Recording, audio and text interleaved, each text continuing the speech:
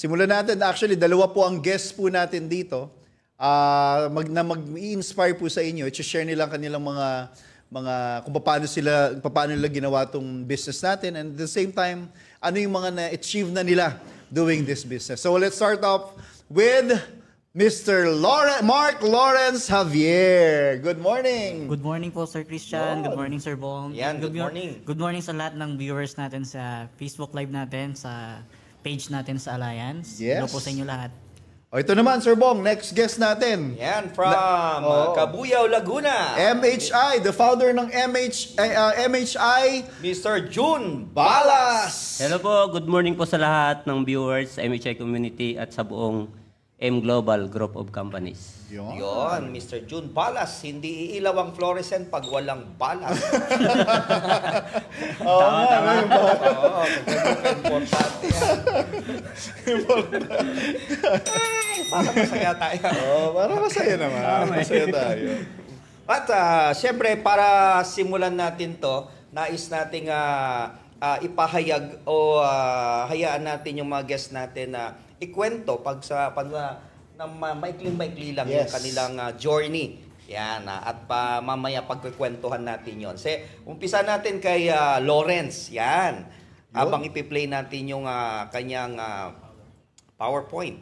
Yan, Sir Lawrence, baka before natin simulan, baka gusto mo munang batiin yung mga grupo mo, yung mga leaders mo na sigurado ako nanonood ng live ngayon, na excited na makita kanilang may upline. kaaway ka, batiin mo na para magkabati kayo. Yes, so syempre gusto kong batiin ng good morning lahat muna ng taga AIM Global Group of Companies, lalo na sa grupo namin sa HUP, ayan, sa Bulacan, sa Batangas, ayan, sa mga leaders natin dyan, and syempre sa mga uplines namin na nanonood din ngayon, and syempre sa lahat ng management. Ayan, keep watching guys, marami kayong matututunan ngayong live. Yon.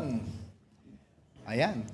Sir Jun, baka may gusto kong batiin. Ay, siyempre sa upline ko, nandyan, nanonood siya ngayon. At ang buong leaders ko sa buong mundo, nanonood din sila.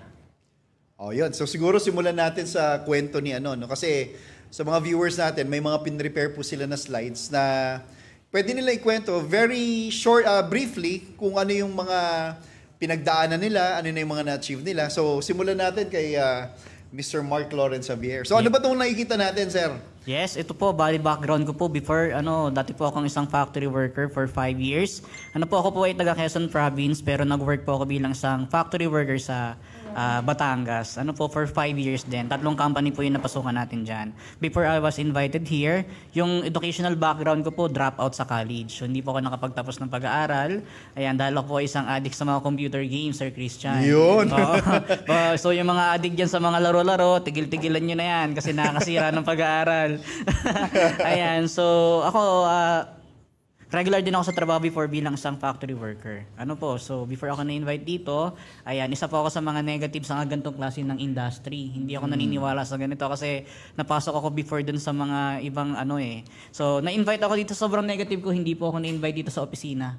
Na-invite ako dito sa boarding house. Boarding house? Boarding house po, yes. So pagkaka-invite sa akin before, ayan, so sobrang negative. Pagkatapos ko maglaro ng ML galing sa trabaho, 2:00 na madaling araw, sir, hatid po yung nag-invite sa akin dito, yan, babaeng yan. Yun yung nangyari sa akin. Tapos, yan ang salarin. Yun po yung salarin, 2:00 na madaling araw. Ganyan yung story ng buhay ko. Then, na-realize ko, sobrang ganda pala talaga ng opportunity, kaya ginawan ko ng paraan. In fact, wala akong pera noon, pero ATM card. First time. Ikaw ba to? Yan. Yun yung kauna-una akong kinita dito before. Worth 2,000 pesos. Sobrang payat ko pa niya. Hindi ko akalain na tataba din pala ako pagdating ng panahon. So, along the way na ginagawa ko yung business dito. Sobrang nahihiyain kasi ako Hindi ko kayang gawin yung offline man na makikipag-usap sa labas. So, pinag-aralan ko yung online. So, kung makikita nyo sa sunod slide na dito po unti-unti lumaki yung income ko through online. Kasi dito sa 185,000 na kinita ko dito, pandemic to COVID time, October. So, naalala ko yan, hindi talaga ako ganun kagaling pero wala akong choice Kasi doon napunta yung mundo natin sa pandemic era. So, kailangan mag-adapt sa online system. Buti na lang, yung company natin sobrang ganda. Kasi mabilis siya mag-adapt. Okay, so yan, kumita ko talaga ng malaki. And then, dito sa part na to, last December lang, yung naglabas tayo ng 111,000 ulit with our visionary president, Doc Ed Cabantog. Ayan. So, sa susunod na slide, mas maganda yung, kasi dito sa 314,000, after pandemic to. After pandemic, kasi nag-decide ako noon na sabi ko, what if, kumbaga, malaki ang kinita ko nung online, pero sabi ko, gusto ko nakikita ko yung mga grupo ko na tinuturuan ko sa personal, kaya sinubukan kong i-transition ulit sa offline, kasi medyo balik to ang maganda dito sa 314,000, yung mga na-build at naiwan ko na leader, dito wala akong na-invite doon kahit isa. So lahat yun yung 1818 natin, yung natin, mga sales bonus. Ayan, awarded din ako dito as Gold Executive, and then Millionaires Club na rin po ako dito. Ayan, so dito sa screen na yan, so nakakalungkot lang sa part na to kasi pandemic ako na-awardan noon before sa pangarap ko nung umahataw ako dito, pangarap ko talaga ma-awardan bilang isang MC sa, akit ako ng stage. Ayun, so, pero thankfully, naging and last gala night, ayan, last year ba to, or ngayong, last year na-awardan ako as top 500 ng buong community natin. Wow, and congratulations. Dito, one of grand mentor na rin ako ng buong HUP community with our co-mentor, co-GM, si GM Kel and si GMA, GM Alds, ayan, and ano pa ba? Ito yung mga naging resulta ko na lang after during pandemic, nakabili ako ng tricycle. Binigay ko siya as anniversary din sa mga magulang ko. Wow. So, nung naalala ko kasi 5 years ako nag-work bilang factory worker, kahit sidecar ng tricycle, hindi ako nakabili. Ito personal, binili ko sa sarili ko nang hindi ko sinasadya kasi may naklik akong income dati cheque, binili ko na lang po ng motor. Di ba? Yun na, yun lang magawa, no? Tama, Ayan, ito tama. yung pinakamalaking achievement ko na makikita nyo dito. Ayan, isa sa mga bagay na pwede kong pagmalaki, nakapagpagawa na rin po tayo ng bahay sa Quezon Province. Ayan, so lahat po yan katas ng Empowered Consumerism or AIM Global. Ayan, nakabili na rin po tayo ng 2 sasakyan, isang SUV and isang Honda City na white, top of the line. Ayan po, so during, after po ng pandemic. After the pandemic. Opo, yan. And then, ayan, ito yung pinakamagandang part sa lahat.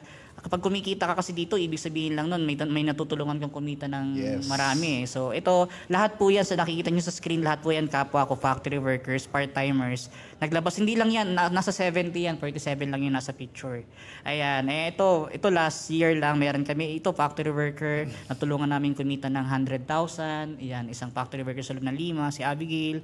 Ito naman po, direct ko talaga to, nakilala ko lang siya sa isang work namin, naka-board meet ko ba? Usa kasi yung apartment sa amin. So, nagkita kami one time. Ayan, so na-invite ko siya. Ayan, isa sa mga full-time ko dito. And itong sunod, ayan, isa sa mga leader ko na nakilala ko sa online. Ang magandang part, ayan, resign, kumikita ng malaki. And yung sunod na screen, ayan, last December, naglabas na rin ng sasakyan. Wow. Ayun, so nakaka-proud lang. So ngayon, ito, makagala-gala na lang namin. Ito, normal na to sa community natin. Yung Yes, ganitong of klase course. ng Oo, tama. privilege and bonding. Ayan, kasama na sa community natin. Marami yan. And nakarating na rin ako ng Singapore dahil sa So ito, hindi to libre. Kasi ito ay all expenses paid ko mismo. So dahil sa medyo, ito yung pinaka-masarap sa natin. Ito pala. Ito yung pinaka-latest lang. Nagkaroon ako ng isang biggest achievement ngayong year. Yung konting kinito ko last year, nag-invest ako ng para, ayun yung, alam nyo ba dito, masarap dito kasi yung sahod ko dati sa factory, isang buwan, kinikita ko dito na halos natutulog lang ako. Yun yung isa sa mga bagay na pinagpapasalamat ko sa AIM. Ayan, ito yung isa sa pinakamasarap na parte ng buhay ko, yung na-spend ko yung family ko with my family kasi wala na akong trabaho like before. Tama. And at the same time, kumikita na rin. Yun. So, ano pa ba?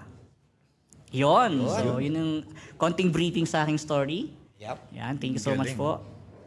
Nakakatuwa, no? From dating empleyado na dating negative.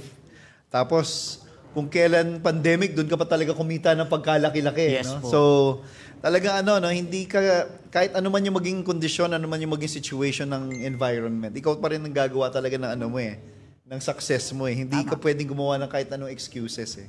So, I'm sure sa mga, Sir Bong, sa mga viewers natin dito, maraming nai-inspire sa kwento. Mamaya, talagang pagkikwentuhan pa natin yan ng mas maraming mga tanong, no, para mas makilala natin ang husto at ma-inspire kayo ng husto sa mga special guests natin. Tsaka baka makaka-relate sila Tama. sa kwento Yes, ng tama. ating guests. Yan. So, from Lawrence naman, dako tayo kay June Balas. Yes. Para may kwento niya ang kanyang. Ayan na, gwapo. Ayan, good morning po sa lahat ng nanonood. Yan po yung, ito yung aking Easy Ventures. Ako po ay isang dating tambay yan. Ang dating tambay, yumaman. Before and after, yan may picture ko dati tambay. Daming makaka-relate dyan, sir. Alam nyo ba yung trabaho ko dati? Uminom, mag-basketball, gumala. Kasi hopeless na ako dati, sir. Nagtrabaho ako pinanti ng truck, hindi yumaman. Gasoline boy dito sa Pasay, sa Caltex, hindi rin yumaman. Nagtrabaho din ako sa SM, supermarket. Pero nakapasok ako sa SM, sir, si Kanyar High School lang ako. Wow. Si Kanyar High School, pumunta ako sa recto, nagpagawa ako ng diploma. Graduate ako ng 4 years. Diskarte talaga, no? Kaya marami nagsasabi, mas okay pa rin talaga ang diskarte versus diploma kasi dahil sa diskarte niya, nagkaroon siya ng Totoo diploma. talaga yung diskarte. Yun, pinagsama. Diskarte sa diploma.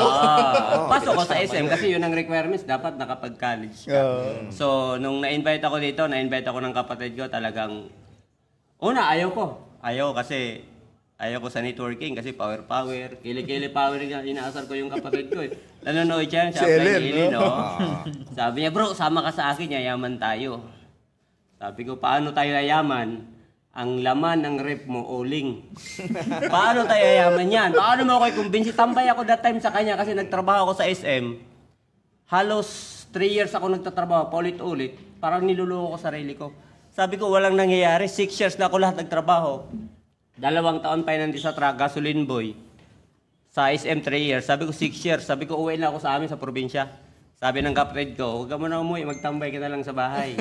Doon na, nagsimula ang tambay. Kaya dating tambay, ayan, hinata ko yung offline. Pagtawid sa offline, nag-offline kami dati, din online, hataw, talagang OFW yung market. Yan, next. Nag-online ako, naglabas ako ng first car. Inuwi ko to sa Masbate. Kasi gusto ko ipa-express ko sa nanay ko na sumakay ng kotse. Kasi sa amin, sa probinsya, sa isla, wala talagang sasakyan doon. Bike lang sa sidecar. Kasi from Naro Island, Masbate, mga taga Naro nanonood. Walang kotse doon kasi 4 na barangay lang. Mahirap tumawid ang barko. Ngayon, inuwi ko yan. Yung mama ko, pinapunta ko sa Kawayan. Pinasakay ko dyan. Sabi ng nanay ko, bili-bili ka pa ng kotse. Maganda siya yung kotse mo, kaya lang maliit. Sabi ko, okay lang. Next, sabi ko dahil ayaw mo pa rin maniwala, papagawang kita ng bahay. Yan, pinagawa ko yung bahay ng mama ko. Wow. Dati, wala yan. Sabi ko papagawang kita ng bahay kasi yung anak mo mayaman na. So, yung nanay ko, tuwang-tuwa na sa akin. Bumili na, ito yung bahay ko, simpleng bahay lang doon sa Kabuyaw. Diyan ako nakatira na dating nakatira ako sa Beach Fisher. Dito sa Genis Pasig, nung nag-start ako. Sabi ko, bibili talaga ako ng sarili kong bahay. Bahala kayo, 4 ang parking yan. Next. Galing. Dinagdagda ako ng kotse. Yan. Ford Explorer. Kasi lagi kong narinig kay Sir Jan.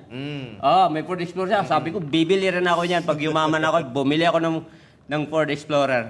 Din mayroong sports car din. Nung pandemic time to, binili ko yan cash. Wow, cash. Binili ko yan cash. Sports car. Subaru BRC. Pangatlong kotse ko. Then, bumili rin ako ng pick-up. So, ang ganda niyan kasi ibang klaseng pick-up yan. Next slides. Ayan, naka-4 na kotse. Din, nag-invest din ako ng lupa. Ayan, 4 na sasakyan na dating walang-wala nagkaroon. Din bumili rin ako ng lote sa amin sa Masbate. Binili ko yan ng cash. Kasi dyan papagawan ko yan ng dormitory. Parang apartment. Sa harap ng college. Next. At nag-invest din ako sa lupa dyan sa Los Baños. Sa baba ng Makiling, bumili ako dyan ng 3 lote. 150 ang 3 lote yan. Binili ko siya ng 3.6 million. At ang taas ng value, sir, nasa 10 million na yan. Yung value niyang lupa? Yes.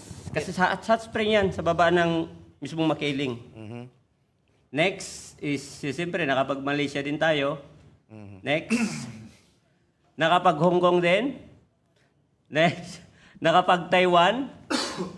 Next. Nakapag-Singapore. Ulit-ulit na. Dubai. Nakapunta din tayo ng Dubai. Nag-ano kami dyan. Tawag doon, nung malambot ang bangin. Desert na Desert safari. Nakapag-Macau din tayo. Next. Nakapag-Maldives. Trip ng easy. Wow. Yung Kasama 200 plus. Kasama ako doon. Kasama tayo niya. Tayo yun. Grabe yung kain doon, no? Isang malaking isda, isang buong isda. Diyan lang, malaki. Kinuha namin ng kalahati. Ang laki, first time may makita yun, laki-laki ng isda eh. Isang buo talaga. Di nakapunta rin tayo ng South Korea. Si Jeju, trip din ng easy yan. Next. Ayan, naka-8 bansa na tayo. Next, meron pa yan. At siyempre, lifestyle golf. Sir, minsan Yun, no? tayo. Imagine mo, no? Dating walang-wala. Yan ang mga Di ba? larong mayaman. Shato lang nilalaro namin sa Shato. Gold. So, lifestyle, nakapagyate, pabalik. Kaya sa Maldives, nagyate tayo. Di ba, sir, no? Tapos, biglang nagsubasko ba? Yun yung muntik ng maraming madisgrasya. Oo. Muntik maubos ang top air ng init. Yes, nakapag-check din tayo. Nag-try lang ako mag-check it. 200,000 saka 400,000 may gate. Tapos may encashment. Yan, ito yung next project ko, sir. Kasi bumili akong lupa. Yung sa Pansol, papagawang ko niyan. This year. Pansol. Yan. Yung dating tambay. Binago talaga ang buhay ng AIM Global Group of Companies. Yun, no? Palakpakan naman natin, no? Malayo pa, pero malayo ka na. Yun, malayo. Balikan natin yung maganda yung kwento ni June regarding sa pag-invite ng kanyang ng sister. Ng ate niya. Si Helen. Kasi nung na-invite yung kapatid ko dito sa 3rd floor pa dati, wala pa to. Alam mo ba na umuwi siya ng hating gabi, ay mga 2:00 ata, madaling araw yun. Itambay ako doon, ako natutulog sa ilalim ng hagdan niya. Ako yung bumukas. Alam mo, bungad niya sa akin, sabi niya, bro, yayaman tayo. Sabi ko, kalukuhan, matulog ka na. Inis para bumapa ako. Matulog ka na, hindi totoo yan, power na yan. Gutom lang yan. Tapos, hindi niya talaga ako tinitigilan hanggat inaasar ako niya. Na, Power, saan ka na naman naalis? Saan ka naman pupunta? Uwi ka dito sa bahay, lasing na naman. Tuwing linggo, nag-invite siya ng mga kapitbahay namin. House meeting. House meeting yan, ng party. In-invite niya, pinapakain niya. Hindi pag Sunday, laban ng Lakers sa Dallas. Wow. Di ko makalimutan, 2011. Panahon ngayon. Napatrade pa ngayon. Oo, grabe yun. Pagising ko sa umaga, ay yung sa bahay, TV ko. TV ko yun eh. Nabili ko nung nag-empleyado pa ako. Tapos, ayaw niya ipapatay. Si Sir Jan Aspirin, grabe si Paul.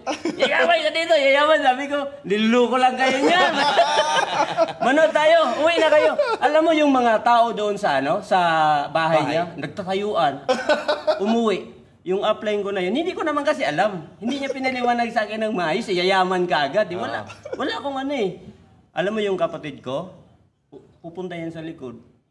Umiiyak, sabi ko, iyak ka pa, nagdadrama ka lang. Hindi, manood kami. Ando yung mga tropa ko, papunta ko sa bahay, nanood kami. Laban Lakers. Natalo yung Lakers nun eh. Eh, may posta-posta pa yun. Mas lalo mainit ang ulo mo tuloy. Alam mo, yung kapatid ko na yun, hindi ko kasi alam.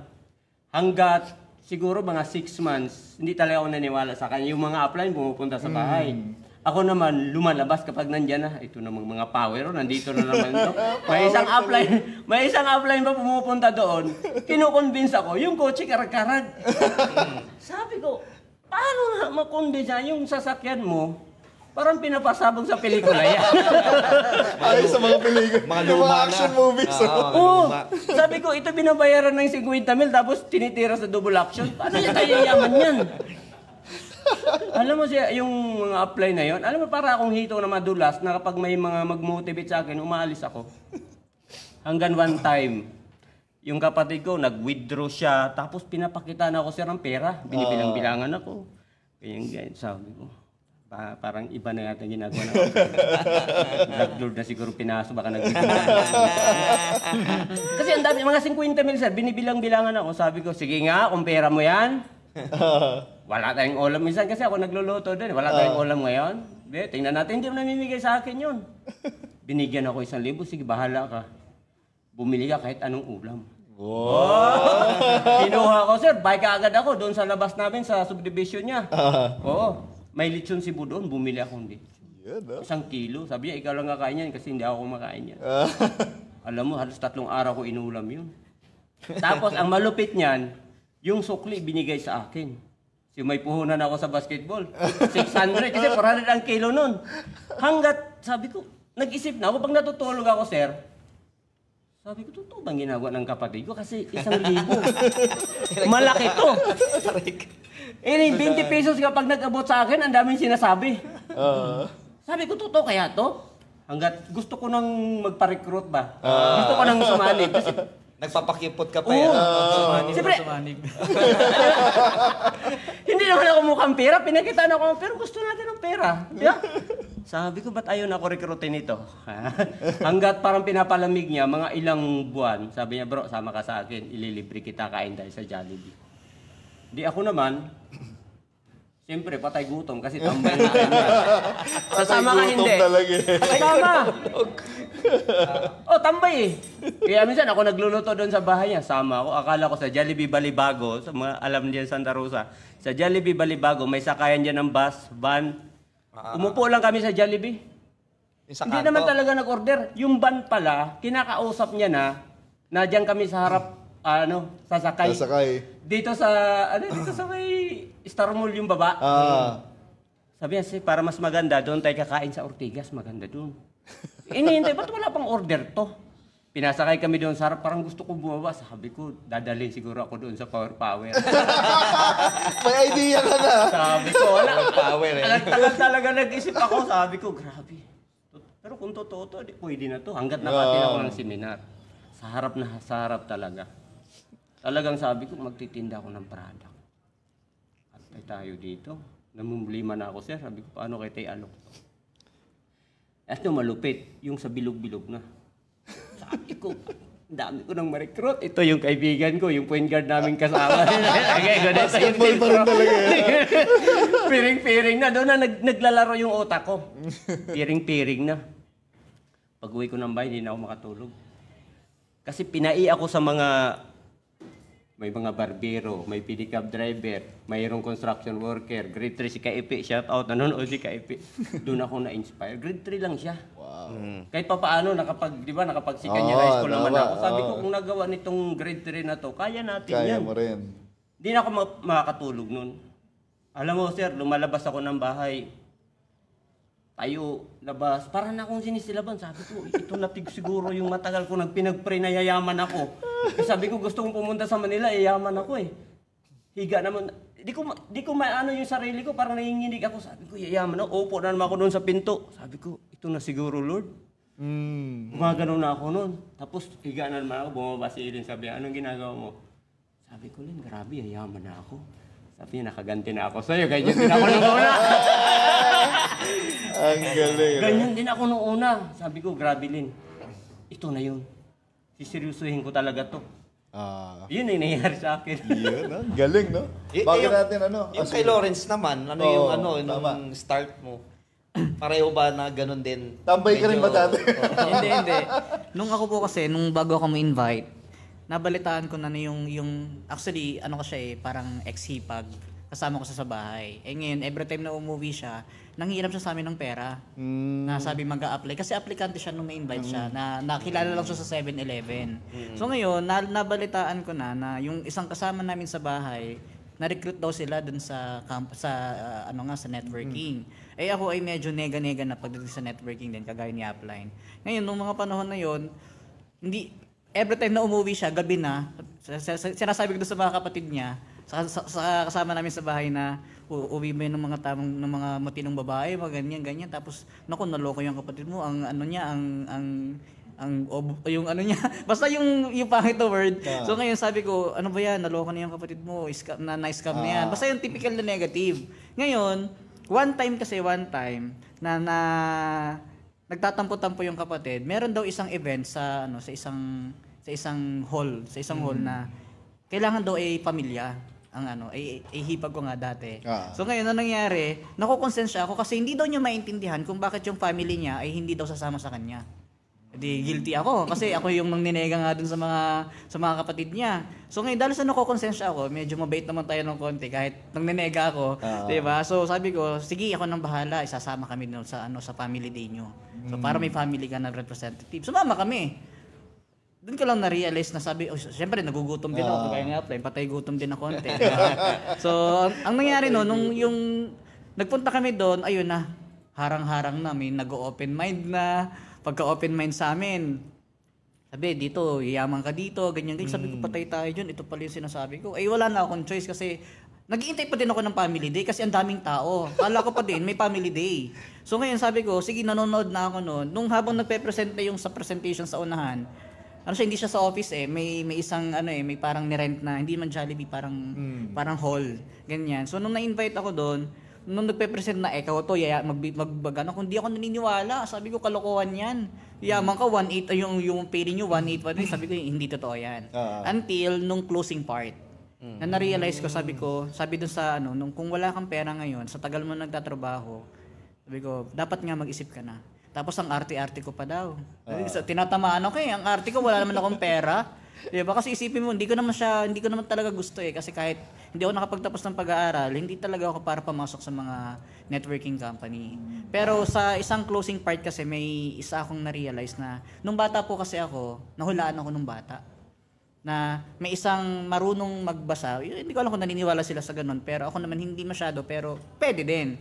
Nasabi doon, itong batang to, dalawa lang po kasi kami magkapatid ng kuya ko, itong maliit, sabi sa mother ko, ito yung mag-aon sa inyo sa hirap.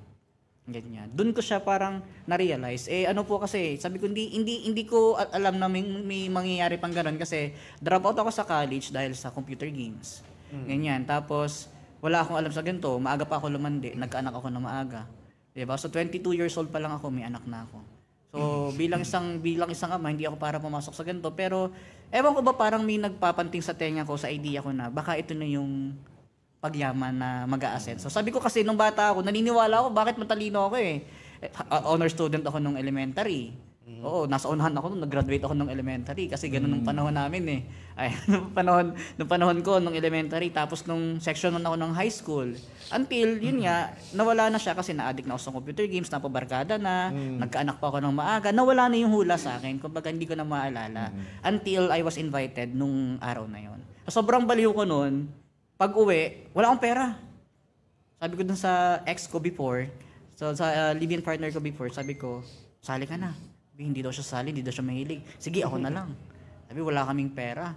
So, ang nangyari po noon, nagsanla kami ng ATM card. Pag hawak ko ng ATM, nung hawak ko ng pera namin, every time nalalabas ako ng bahay, pinipigilan ako ng sarili ko. Sarili ko din yung pinipigil. Tsaka yung ex ko, sabi niya, panggatas na yan ah. Kumbaga parang sabi din ng mga magulang ko noon, nega din eh. Ayaw nila kasi panggatas na nga ng anak namin before. Eh, sabi ko, so every time nasasakay ako ng jeep, babalik na lang kami sa boarding house. Pagbalik namin, sabi ko, hindi, para talaga to sa family natin eh. So balik ulit ako sakay ng jeep, hindi talaga, parang sayang yung pera. Balik ulit kami, nakatatlong pabalik-balik hanggang pinipigilan din kasi ako. Kinabukasan, pumunta na ako ng office, diretso dala ko yung pera. Tapos nag-message na lang sa akin yung ex na sabi, nasan na yung pera? Dala ko na sabon. Mga products natin noon. Pareho pala kami ni Lawrence Matalino. Nag-honor student ka ba no? Opo. Ako kasi nung ina-announce na, tinawag yung katabi ko valedictorian. Muntik na magkatabi kami.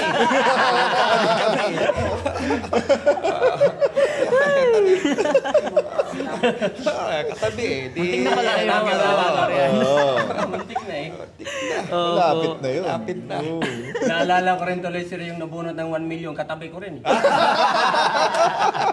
Ang katabi mo! Sabi niya sir, number ko to. Number mo nga yan, tumakbo ka na doon. Muntik na ako. Pero nung turning point, nung 'di ba medyo negative. Ayan, kasi si June napaka-negative mo noon. Oo. Ano yung point na nag-decide ka talaga na gawin talaga 'to? Yung nakatin ako ng NICO sir. Yung NDO, yung NDO. NDO. Tapos yung Deepest Y. Deepest Y. Doon ako tinamaan. Kasi strong person ako eh. Tapos after ng NICO, umaten ako ng BMS nung time na yon. Doon tinamaan talaga ako. Nanggigigil ako. No?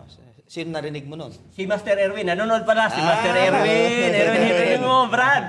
Thank you thank you kasi ikaw talaga nag-twist sa utak ko sa heart ko na kailangan kong gawin to. Galing. Grabe, talaga ako doon sir. After nun, parang nanggigigil ako eh. Yung BMS na yon. Sabi ko, nung time na yun, sabi ko sa kapatid ko, ito na talaga. Ito na magpapahon sa akin. Hanggat dumating sa point na hindi na ako nagpapatulak sa upline ko, umating ka ng training. Ako na mismo May pumunta kusa, no? dito. May kusa na. O kasi alam ko na yung deepest way ko. Tama. Kasi tinapik eh. Di ba kasi nung time na, kasi malayo kami, Kabuyaw, Laguna, yung balikan namin that time, 200, hindi pa kasama pagkain. Yung pala, challenge na yun eh. Oo, wala pang gaanong busy unon. Eh, mas swerte na ngayon, pumupunta doon ng mga kaya sa mga taga Laguna, kapag may training ha, pumupunta kami dito, masahe kami, para makatin lang ng training. Yan, pag kakausapin mo sila, tingin ka doon, no? Ay, doon pala. May monitor kasi kayo, mga taga Laguna ha. Ay, Sir Jason. Ayan si Jason. Nanonood din dito yung Jason Laino na walang Y. Ayan. Yung mga taga Laguna ha, kapag kayo may training sa Laguna, ang daming busy ho dyan. Ako, pumupunta ba dati, nag-start. Kahit gaano kalayo, kahit may pamasayan, pumupunta ako sa head office para mag-attend ng training. At ito ang malupit sir, sabi ko, ang ganda ng training. Sobrang ganda, lumapit pa talaga ako dito. Nag-beach space ako dyan sa Ginis Pasig. Squatter, minsan nilalakad ko Ortigas pa Ginis pag tinapos talaga ako. Sa Cubao, nag-beach spacer din ako para matutunan ko lang ito. Sabi ko dati, pag itong network marketing, yung AC, yung M-Global, kapag ito, maganda talaga, dadalhin ko to sa Laguna. Magtatayo ako ng office ng parang HQ lang. Tama. Na yung mga tao doon, ma-orient ko sa ganitong training. Galing. Kaya 2014, nagtayo ako ng office ko doon. Pumutok yung hotspot, kaya makamandag hotspot yung ko eh. Galing. Pumutok yun, kumala talaga. Ang daming yumaman. Diyan ka mag-grow pag uma-attend ka talaga ng training. Oo, doon talaga. Kasi sabi ko, wala. Hindi naman ako nakatapos. Ito na lang gawin kong kurso. Tama. Ang maganda pa dito, yayaman ka talaga. Lalo ituro mo rin sa ano mo. Nabanggit niya, magandang training. Magpapatunay niya yung kapitbahay namin. Si training. Si Aling Training, maganda eh. Kapitbahay namin si Aling Training, maganda nga. Oo. Ito, may question naman ako kay Lawrence. Brother Lawrence. Kasi nabanggit mo gamer ka eh. Pagka-addict ka sa gamer, ang hirap iwan yan eh. Opo. Ano yung naging, sa'yo? Parang driving force na parang after mo makita itong negosyong to. Huminto ka talaga eh, na parang dito ka nag-focus. Ang hirap gawin nun eh. Opo. Pagka-addict ka sa isang bagay, especially sa gaming, maabot ka na madaling araw, paano mo biglang totally ba hininto mo yun? Or paano mo na transition yun? Yung gaming kasi, nung nagtrabaho na ako, yung Dota computer games. Ang pumasok naman nun, yung Mobile Legends Mobile na tinatawag. Legends, Yung kahit saan ka pumunta, basta may data ka, pwede ka maglaro. Tama. Sobrang addict ko po nun kasi kahit sa trabaho, makapaglaro lang ako sa CR, nagpupunta ako para maglaro. Ganun ka-addict. Tapos yung trabaho ko, iniiwan ko para lang maglaro ako ng ML. Ganun yung addiction sa games. Ang nangyari po noon, nung na-invite po ako dito, nag-full time kasi ako eh. So, sa sobrang baliw ko, after ko makapagpasali ng isa lang, nag-full time na ako. Talagang totally kinalimutan mo yung paglalaro. Parang... Hindi agad eh. Kasi na-realize ko lang siya kasi sa training din na sabi nila kung saan ka nakafocus doon mo pupunta yung result na ano mo. Ngayon sabi ko kung nahati yung oras ko sa paglalaro ng mobile phone before, sabi ko paano ako magiging kaya din siguro din ako naging matagal sa pag-income ng malaki kasi matigas ulo ko eh. Kasi sa negosyong to kumbaga hawak mo yung sarili mong oras eh. Hawak mo yung sarili mong desisyon. Yung disiplinado ka dapat sa lahat ng bagay. So ngayon kapag hindi ko dinisiplina yung sarili ko at kasi parang dinadaya ko sarili ko yung mahataw daw ako pero hindi ako nag-i-invite, ang hawak ko hawak ko cellphone ko eh. Pero ang nangyari laro pa rin ako ng laro pa rin ako ng laro pero na nag full time ako, na nagti-training na ako. Ako na mismo yung kusang bumitaw. Hindi man hanggang sa ako na din yung nanawa. Ang ginawa ko noon, pinatalo ko lahat ng games ko. Oo, sa mga addict diyan, mga addict diyan. Dami diyan, sa mga mobile games, sa mga computer games, para manawa ka, talunin mo yung kumbaga ipatalo mo lahat para lalo kang Pag pinag-uusapan talaga yung mga ganyan, mga mobile games, hindi ako makarelate. Kasi naabutan ko yung nilalaro nito Mario Brothers. Expert ito. Wag mo naman yan. Wag mo ibunyag. Expert to sa Mario Family Brothers. computer lang. Ten. Gagano.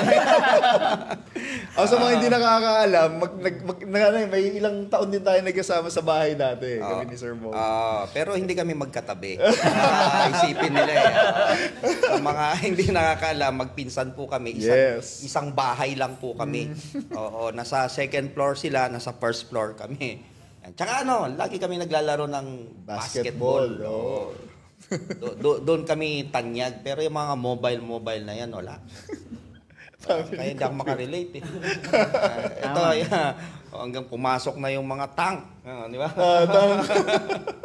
Hindi, dati naalala ko Game & Watch pa. Papay. Actually sir, yung mobile, yung ML, meron pa ako cellphone pero hindi ko nalalaro. Hindi mo na talaga nilalaro. Hindi ako nalalaro eh. Anong nilalaro mo? Ha? Sabihin, anong games yung nilalaro mo? Hindi. Wala na masyado. Siguro computer kasi yun dahil din sa natin. Nung online, bumalik siguro nung kaadikan ko nung nag-COVID. Kasi nung March, tama. April, May, parang nadidepress ako nun, parang may anxiety na, parang feeling ko lagi ako may COVID. Kaya ang ginagawa ko nun para lang mawala, siguro naglaro ako ulit ng before ulit ako nagseryoso sa online. Kung hindi ka nag-decide siguro, yung time na yon na to do the business, sa tingin mo, ano yung ginagawa mo? Nag-ML pa rin ako hanggang ngayon. ML pa rin. Lulong, no? Lulong. Parang streamer ka na, di ba? Parang... Opo, yun yung Pero yun nga, sabi ko nga, may mobile, nandito pa rin yung ML, pero hindi ko na nalalaro. Okay. Hindi nga updated eh. So, yung para din siya kasing kahit anong addiction mo, paninigarilyo, kung ano man yung mo, nawawala na rin niya naman talaga disiplina sa sarili eh. Ayun. So, nag-focus na lang ako sa business kaya ganito na rin yung nangyari sa akin. Matanong ko si June. Yan, kasi for now, normal. Maraming marami tayong mga leaders and distributor na nakaka-encounter ng mga negative na tao. Eh ikaw talagang matagal ka na rin doing the business. So siguro para makapulot sila ng lesson, ano yung mga talagang, ano yung iniisip mo, anong ginagawa mo pag nakaka-encounter ka ng mga negatibong tao? Ako pagka negative, hindi ko masyadong pinapansin. Pagka negative talaga sa business. Siyempre, ipipresent ko muna sa kanya negosyo. Pag ayaw niya, next ako. Hindi ako makipag-away. Kasi kung ito total mo siya, sa ginagawa niya, ayaw niya, wala mang mangyayari sa kanya eh. Mhm. Pag itutuloy ko to, may magdagdag pa yung resulta. Ganun ako nung una. Kasi pagka mayroon akong negative, hindi ko siya inaaway. Kasi ang inaano ko, yung sa mga training binabaong ko lang sila ng buhay. Pagka kumita ko, babalikan kita. Ulo, maraming sumali sa akin nung nagka-result na ako. Yung iba, hindi rin. Yung iba sumasali. Oo. Normal na normal. Normal yun. Yung mga... So, Sir Bong, may tanong ako sa both kay Lawrence at kay June. Kasi, syempre, marami tayong viewers ngayon. Nakala nila, ganito kasimple itong negosyong to eh. Baka pwede niyo ikwento. Naging madali ba yung journey niyo para makakuha niyo yung success na tinatawag? Parang, baka kasi isipin nila, ang dali-dali eh. Parang... O katulad ni June, may 4 na sasakyan. Nasasakyan. Parang baka ang nasa mindset nila, mag-join na ako siya kasi madali lang pala magkaroon ng 4 na kotse. No? Dahil dating ang tambay, nagkaroon ng 4 na kotse. Baka pwede niyo may share sa mga viewers natin. Ano yung mga struggles ninyo? Kung gaano naging madali ba, mahirap ba? Yung journey, no? Oo, ano yung pagdaraanan mo along the way. Siguro kay Lawrence muna para. Okay, so syempre no sugarcoating, hindi siya sobrang dali. 'Di ba?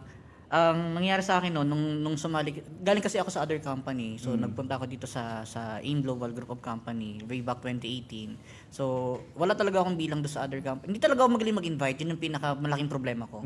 Hindi ako magaling mag-invite kung tutusin, hindi ganun kadami yung direct ko. Wala pa yatang 50 yung direct ko eh.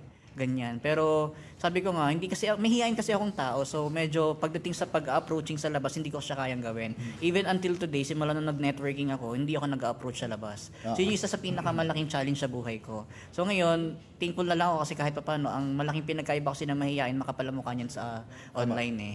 So saka pasaway akong downline eh. Pasaway ako sa negosyo. Pag sinabing training, hindi ako ma-attend. Akala nila sa tag dito, lagi akong pinipilit umattend, lagi akong tulog, mata ko matulog. Ang hirap, ang kalaban ko kasi nung simula ko, yung sarili ko. Kaya din siguro, mag-1 year ako dito bago kumita ng maayos. So nung kumita man ako maayos, ang nagtuloy-tuloy siya, 2019 hanggang 2020, before mag-pandemic, okay na. Pumomentum na yung grupo ko. Nagkaroon lang ng malaking problema nung pumutok nga yung pandemic. So sabi ko, malaki yung grupo ko, okay na. Pag pumupunta kami sa event nun sa anniversary natin sa Philippine Arena before, nagdadalawang bus na kami. Sa grupo ko yon nung mga panahon Grupo na yun. mo lang yun, no? Left and right. Yung left ko, isang bus, right ko, isang bus din. Ganon. Ilang linya pa yon. So sabi ko, ang sarap sa feeling nun. Ang problema nga lang, ito na, excited na para sa anniversary, pumutok naman yung pandemic. Pagputok ng pandemic, March, April, May, nawala halos. So, walang choice yan. Nagkaroon pa namang anxiety, parang piling ko may COVID, nawawala sa focus, ganyan. Yung isa sa pinakamalaking naging struggle ko nung nag-pandemic. So, wala akong magawa, wala man akong trabahong iba, kundi ito na yung bubuhay sa akin. Yung naipon ko noon na nasa 50 mil, yung mga panahon na yon, kumbaga, doon pa lang kasi ako nagsisimula mag-momentum, naubos ko. Dahil sa tapos, tawag dito, nung nagsimula ako July 2020, doon na nagsimula ng momentum yung online. Yung kinita ko sa offline, nag-triple nung kinita ko sa online nung mga panahon na yon. And then, fast forward tayo, hindi ko nakikita isa pa, nung online kami, hindi yung grupo namin before, hindi kami sanay sa online talaga. Kumbaga, tapos, tawag dito, wala kami mabuong sistemang maayos. Diba? So, that's the reason why kung bakit hindi kami nakapag-build ng grupo, yung mga naging direct namin o downline ko, nawawala din. So ngayon, sabi ko hindi ako ayoko ng gantong setup. Gusto ko natuturuan ko sila ng maayos. Although malaki yung pasasalamat ko sa online, pero sabi ko, gusto ko meron akong leader na kumikita din ng maayos kasi tawag dito, masarap kumita sa online, meron lang siyang tawag dito, hindi kami makapag-duplicate doon sa system namin before. Kaya nung nag-2022, sabi ko, nung March, birthday ko, last 2022, sabi ko, ibalik ko yung offline. Sabi ko, simulan ko ulit yung mag-offline. So, yun nga lang, pagbalik ko ng offline, 5 na lang po natira sa downline ko. Lilima. So, di ba, bago mag-pandemic, 2 bus kami pag umattend ng event. Tama. Nagka-grupo sa online, pero hindi ganun kalaki. Pero kumikita. Pero pagdating ng online, pagdating ng offline ng 2022, natira lang talaga sa akin noon. 5 lang yata. Hindi pa leader lahat. Ganyan. Tapos, ang pinakamasaklapat nung March na yan, so, doon kami nagkahiwalay nung ex ko na kinikwento ko kanina. So, nagsunod-sunod siya. Diba? Nagplanning ako ng ganito, pagpapalaki ng grupo ng gantong taon, babalik ko yung offline. Nagkahiwalay naman kami ng ex-living partner, yung may anak kami. So, ngayon, tag dito siya, siyempre kahit, ito yung sa pinakamaganda sa company. Sa tagal ko sa negosyong to, dito ako na positive eh. Kahit ano yatang pagdaanan ko, kaya kong lampasan eh. So, kahit pa paano, tumibay yung dibdib ko, kahit naghiwalay kami, ang ginawa ko, pinokus ko lang yung sarili ko sa pag-network nun. So, hindi ko namamalayan. Ang isa pa nun, pagdating po ng ilang buwan, yung direct upline ko naman dun sa Batangas, kumbaga, nagpahinga siya. Okay. Nagpahinga siya. So, ibig sabihin, solo ko na lang talaga yung Batangas. Kapag hindi ako gagalaw, wala talagang... Patay ka na. Patay. Walang mangyayari. Walang mangyayari.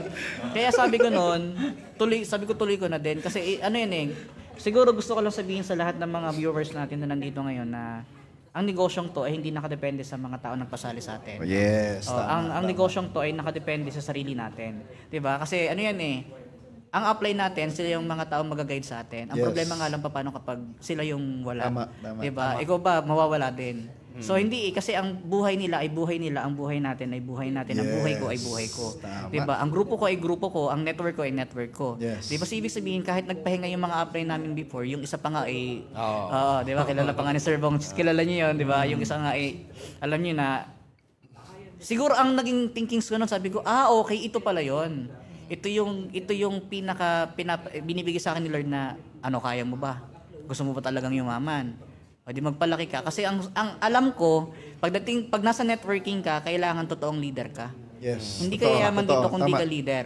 'Di ba? At hindi ka yaman dito kung di mo kaya mag-handle ng kahit sino man diyan sa labas. Yes, tama. Kung hindi mo kaya mag-handle ng grupo at aasa ka lang sa upline mo, wala. Sabi ko nga, sila pala yung nag-outshadow sa akin para mag-shine ako. Nung nawala sila, doon ako nagkaroon ng momentum. Yes. 'Di ba? Hindi ko namamalayan, March kasi noon, after 6 months, pagdating ng October noon, yung 6 ko naging 60 kami. Wow. Parang yan yung Galing. yung term sa Tagalog yung nakatago ka sa saya, sa ilalim ng saya, 'di ba, ng iyong upline na hindi mo alam, hindi mo mailabas yung angkin mong galing kasi lagi kang nasa ilalim ng saya. Tama. Sometimes pag may iniiwan ng upline, mas lumalabas Mas yung potential lumalabas, tama. Kasi kailangan mong gawin kasi wala ka ng upline. Yun yung problema kapag hindi ka na-build as a leader Yeah. Na nakadepende ka lang sa mga tao nagpasali sa'yo or nag-guide sa'yo.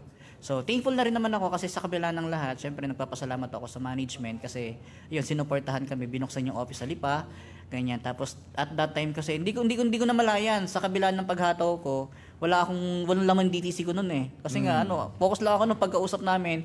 Ang hataw namin noon, isa pa po noon, wala kaming opisina doon. Meron po sa Lipa, kaso kapag babiyahin pa namin yung namin, 30 minutes kasi traffic. So, hinahataw namin yung business, literal na offline, sa Jollibee namin kinakausap, sa tabi ng kalye, sa Shumayan. Doon po meron kasi doon isang building na napalayas pa nga kami. Kasi nagsimula kaming kokonti, nagtataka yung iba, gabi-gabi kami nandun, dumadating sa point, yung nagmamam kami doon, 9:30 ng gabi, kami na lang yung tao, hinanaharang na po kami ng gwardya. Tapos sinarduhan talaga nila yun, yung hinahatawa namin, kasi ang dami na nga po namin. Speaking about Sir Christian, yung iniwan ng upline, si Sir Jun, yan talaga ang makakapagpatunay.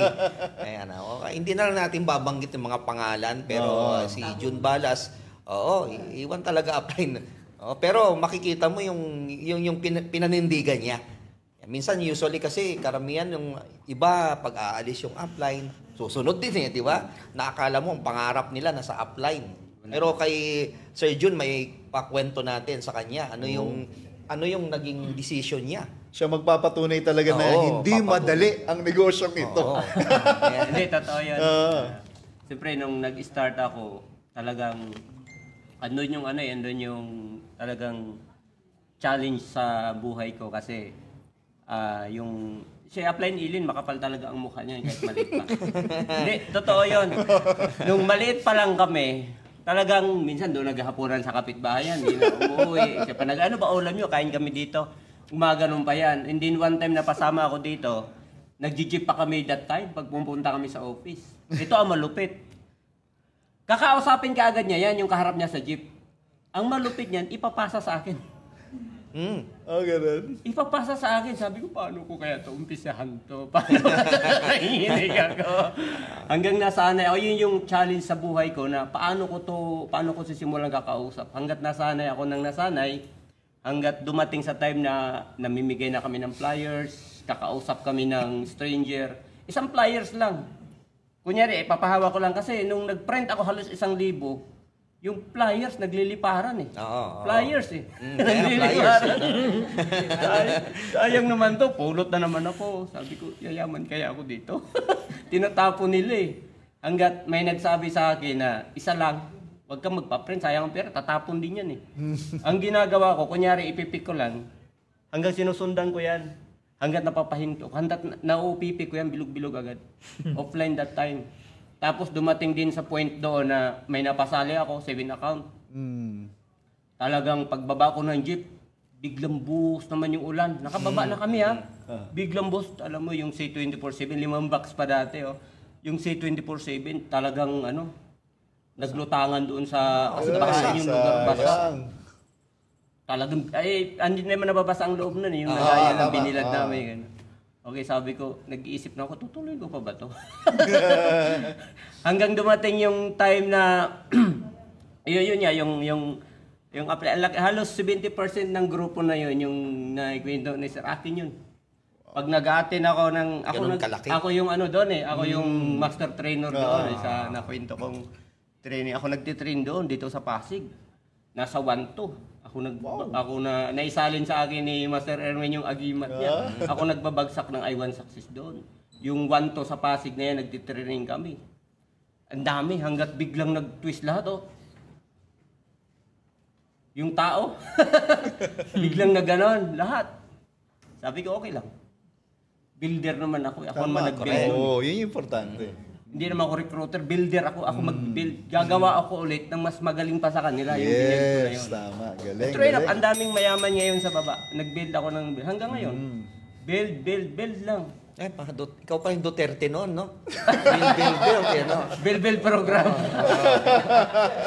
Hindi kailangan talaga yun. Hindi po pwedeng hindi ka mag-build. Kapag hindi ka mag-build, walang mangyayari sa ating community. Walang mangyayari sa Pilipinas. Yun yung, yun yung nagpapatunay na sa negosyo natin, people come and go. Yes. Merong darating, may mawawala. Pero dapat stick ka eh. Katulad ng sinabi ni Lawrence. 'Di ba? Yung pangarap mo sa'yo 'yan. Hindi yan sa ibang tao. First time ko mag-network. Tapos alam ko kung paano ako nagsimula. Yeah. Paano ko pinaghirapan yung M-Global, yung paano ko umiyak kapag kasi binabara ko dati ng mga mga ka-teammate ko sa basketball, 'di ba? Tambay basketball ako doon. Ito na naman si Yap kasi ang tawag sa amin eh. James Yap kasi pag naglaro ako, hindi naman yun, no? Ayan, no? Dapat mapanood natin to eh. Sa laro lang yan, hindi sa itsura. Hindi. Sa laro. Magpapatawas ako ng ilong.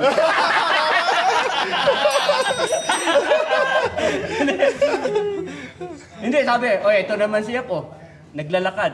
Akala ko ba may kutsi ka, magkakotsi ka? Sabi ko, wala pa. Ikaw, meron na? Wala din, paras lang tayo. Nagsisimula pa lang ako. Ilang buwan pa lang ako. Wala naman instant. Tapos pag sumakay na kasi padyak yung subdivision doon, bawal yung tinitira ni Ilin dati. Sakay ako ng pedicab. Nasaan ang kotse mo? Ba't ka na? Tuwing masalubong talaga ako. Ganun ang tinatanong sa akin. Sabi ko, buti ba to? Alam na magkakotse ako. Siya, hindi niya alam yung sarili niya magkakotse. Tama, no? Sabi ko, isip-isip ko, alam niya na magkakotse ako, pero siya, hindi niya alam kung magkakotse ba siya. Kaya nga, galing. Yun yung mga down point na dinadown ako. Tapos, pagka may liga doon sa amin, hindi na ako sinasali. Baka recruitin mo lahat. At alam mo, pag may dayo doon sa lugar namin, pinupuntahan pa ako sa bahay. Kung may dayo sa kabilang barangay, tara. Sabi ko, gigising ko lang, umagang-umaga, tara. Kasi ikaw yung ano namin, hanggat nung nag-team global ako, talagang nilalayuan ako. Alam mo, parang may sakit ka. Ayan. Alam na naman siya po. Tingnan mo, may dalang papel sa ballpen yan. Bibilog-bilogin tayo yan dito. Grabe talaga. Kasi baliw na ako noon sa negosyo. Ang tingin ko kasi sa tao, 500. Dati, 500 pa dati. 500, sabi ko, pag itong dalawa, 1.5, 2.5 ang kita ko. Kumputado na pag mayroon akong kausap, compute na yan. Naglalaro na yung utak ko. Pag ilagay ko sa left, right, kikita ako. Sabi ko, bakit ko hindi ituloy? Tama. Gaano ko pinaghirapan? Tapos isang upline lang si Sarah. Hindi naman siya nag-recruit noon eh. Ako naman, okay lang sana kung ibigay yung mga recruit niya. Hindi ako naman nag-invite noon eh. Tama. Hindi magpaparami ako ulit. Mag-build ako ulit ng mga downline. Mga leaders para dumami ulit. Ganun lang naman. Imagine yung sa kanya Christian. Ko tong si June, yung laki ng grupo niya. Pag nagtitrain na 1,200, yan yung sa Rainforest naalala ko yan. Na-invite ka rin doon, sir. Oo. Imagine that, kasi may mga mga viewers tayo. Yung iba, mawalan lang ng 10 downline, halos bumigay na Quit na Akala mo guguho na yung mundo Ito libo yung nawawala. Yan, kaya ibig sabihin, kung builder ka, whatever happens, mawala yan, you can build another group kasi builder ka. Nagawa niya na yun, ulitin mo. Oo, ulitin ganun mo lang naman kasimple. sa process. Nawala downline mo, mag-recruit ka, i-build mo ulit. Sabihin, madali na lang sa'yo. Kasi ginawa mo na yan Nagawa mo na Nandun na yung skill Lilipat ka. O di, ganun din naman, mag-build ka. Buti kung mayroon ng sige, bigyan na kita ng live-in, okay ka na. Wala namang ganun. Tama. Paano yung transition ng, di ba nagka-pandemya, nag-lockdown tayo? Yeah. Ano yung mga ginawa nyo? Yun ang pinakamalaking income ko dito sa AC. Yung pandemya? Yes, nagsi-700 ako noon, isang buwan. Wow. Kalahating linggo. Grabe. Kasi, prepared na kami noon. Alam na namin yung online Pagpasok sa online, di ba? So, before pa lang dumating ang pandemic, Online na kami. Hindi, kasi online na sila yun. yung nag-umpisa ng 2014. online. Yung grupo nilang nag-umpisa ng Online. online sa atin sa EC. Galing. Offline pa lang tayo, sila nag-online na. Galing. Ganon ka, yung grupo nila. Pag NDO dati, halos sakop to ng ko dito. Naalala ko itong Puro room mga na preso to. Pag tayo ko rito, panay orange yung grupo niya Kaya tawag ko nga, nakawala sa preso Oo. May tawag kayo doon Wala. Pongkan Day. Pongkan Day. Kasi orange Pongkan. lahat, Orange Day, naka-uniform. Pongkan Day. Punong-puno to, Pongkan Day. So pag nakita mo yung yung mga old pictures na nung dati pa to, kakatay, dikit-dikit tao hanggang dito. Yung iba nakadikit sa akin. Mga mukha magkakadikit Amoy tao. Hindi na, may tain na nga yung iba Amoy tayo. Ito, Sir Bong, magandang lesson sa mga viewers natin kasi dalawang guest natin, talaga ilang beses nawalan ng grupo So, pinaka-importante dyan, for as long as builder ka, kahit na mawalan ka ng grupo, hindi ka dapat mag-worry kasi builder ka, kaya mo mag-build ulit Kaya, kung ikaw nanonood ngayon, i-type mo sa comment, I am a builder. Para talagang kahit na mawalan ka ng grupo. Kasi ang dami na ngayon, sir, parang compared yung mga before sa ngayon, mabilis ma-discourage yung karamihan ng mga members ngayon na mawalan lang ng ilang mga grupo na nawawalan na kaagad ng pag-asa na parang gusto na mag-quit. Samantalang yung dalawang guest natin, ilang beses silang nawalan, ilang beses nalagasan, pero dahil mindset nila, builder sila, madali lang makapag-build ulit ng network. Isa doon, kasi masyado silang emotional Yes. Masyadong naka-attach na pag nawala, di ba? Parang sila, affected na sila Masyadong attach yung nila doon na dito naman kasi kailangan yung nakafocus ka sa pangarap mo Yeah.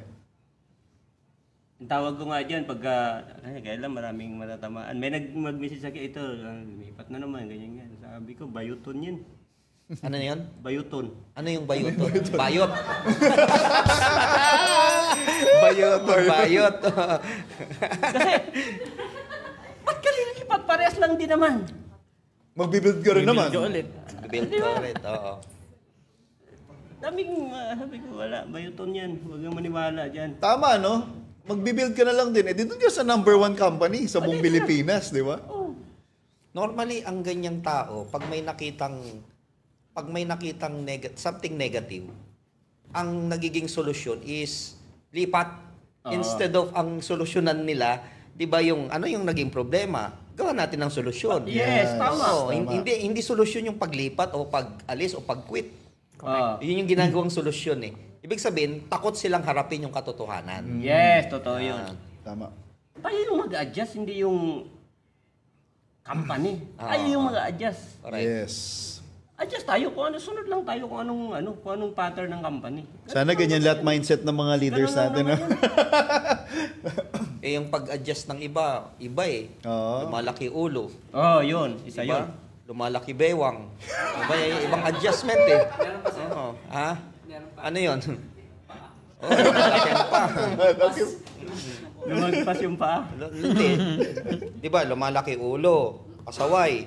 Lumalaki bewang. Kasi sa hub, siya pinakamatakaw. Pero pinakamababang production. Yung mga ganun eh, di ba? may mga ganun eh. Dami tatamaan dito, Sir Bong.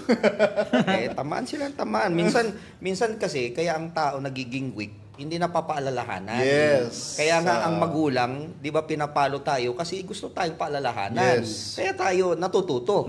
Paano ka matututo kung ayaw mo masaktan? Puro sugar coating sa mga uplines Kung pwede lang talagang physically, paluin ko yung mga pasaway. Paluin ko kasi. Isa na lang doon, sir, yung gratitude na lang.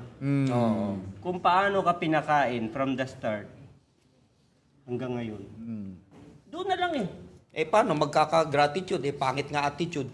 Yun lang, di ba? Oo. Yun lang, tama. Hindi kaya nga lagi nating pinupuruhan yung attitude Kasi nga 85% ang, di ba, attitude para maging successful ka. Mas nagpo-focus sila sa skills instead of attitude. Karamihan ng gano'n. Tama. Ikaw, June, anong masasabi mo doon? Lawrence. Between attitude and skills. Pinaka-importante talaga dyan, attitude. Kasi yung skills, na pag-aaralan naman yun eh. Ang pinakamahirap baguhin dito yung attitude mo eh. Tama. Oo, kasi tawag dito, Basta ang importante, mahalaga. tama. Oo. Yun naman sadya. Importante, mahalaga. Kapag sablay kasi attitude mo, wala ka na dito. Hindi ka para yumaman. Kasi ayun yung parang pinanghawakan ko na nagsisimula ko eh. Sabi sa training, bago ka yumaman, magiging mabait ka muna dito. 'Di ba? Masama ugali ko. Ang tagal ko yumaman pala. Pero ang nangyari sa akin noon, basta natutunan ko kasi sa training, yung attitude kasi talagang kailangan. Kumbaga, hindi man siya agad nababago, pero napag-aaralan niya na, kumbaga, kahit paano, konti-konti mawawala sa iyo yung pagiging attitude mo, ganyan. Tsaka tama yung sinabi ni Upline yung pagiging grateful mo sa lahat ng bagay. Yes. 'Di ba? Dito ka na kumita, kumbaga dito ka na build as a leader.